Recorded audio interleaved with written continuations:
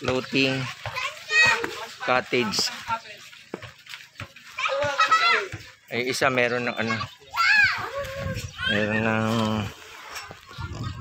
kwarto. Yan. Meron palang ano rito para makita mo lahat. Tulad doon, meron na isa. Tapos dito, doon. Kasi kalmada rito eh, kaya magandang maglagay dito. Hindi maalon. Yan, napakaganda. Napakasarap. Diba? Ayos ba? Tama po. Ano, siyempre si Ino.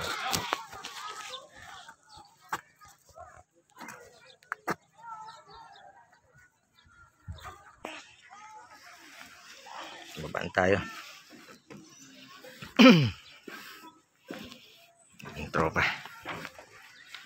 Magkano daw isang cottage? 2.5? Ilang oras? 12 oras na yun.